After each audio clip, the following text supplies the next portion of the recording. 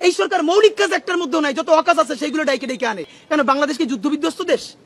এখানে কি গৃহযুদ্ধ হয়েছে নাকি এখানে কোনো বহিঃশত্রুর আক্রমণের যুদ্ধ হয়েছে? তাহলে এটা কি? জাতিসংঘ মানবাধিকার কার্যালয়ের যে আঞ্চলিক অফিস, এইটা করে আপনি এখানে জাতীয় মূল্যবোধ বিরোধী একটা অবস্থান তৈরি করবেন, এই স্পেস আপনারা কেউ দেয় নাই। আপনাকে চেকস এন্ড ব্যালেন্স তৈরি করতে হবে। এবং দেখেন এই সরকার মৌলিক কাজ একটার মধ্যেও নাই, যত অকাজ আছে সেইগুলো ডাইকে ডেকে আনে।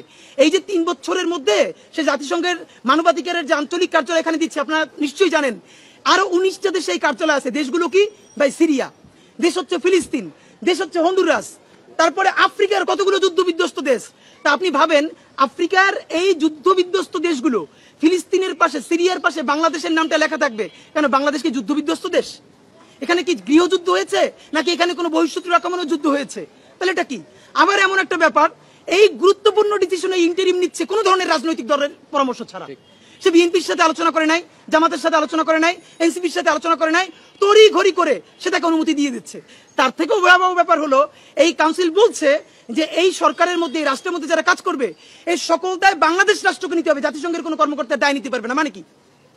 এখন আমরা এটা বুঝি, এগুলোর মধ্য দিয়ে আপনারা এখানকার যে আমাদের জাতীয় মূল্যবোধ, হিন্দু মুসলিম নির্বিশেষে, সেই মূল্যবোধের বিরুদ্ধে আপনাদের এখানে ভিন্ন এজেন্ডা আছে।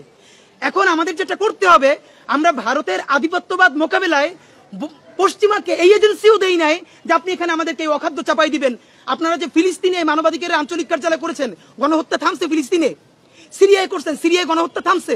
তো সিরিয়া কি? এটা কি সিরিয়া? এটা কি ফিলিস্তিন? এটা কি আফ্রিকার যুদ্ধ বিধ্বস্ত দেশ? এখানে এটা লাগবে কেন? তো আমরা আপনাদেরকে স্পষ্ট বলতে চাই, ইন্টারিমের এইসব কাজ থেকে চলে আসতে হবে, আর নইলে চূড়ান্ত ভাবে এখন পর্যন্ত ইন্টারিমকে বাংলাদেশের মানুষ শত সমালোচনা সত্ত্বেও তাকে যেটুকু সাপোর্ট করছে, এই সাপোর্ট সে পাবে না।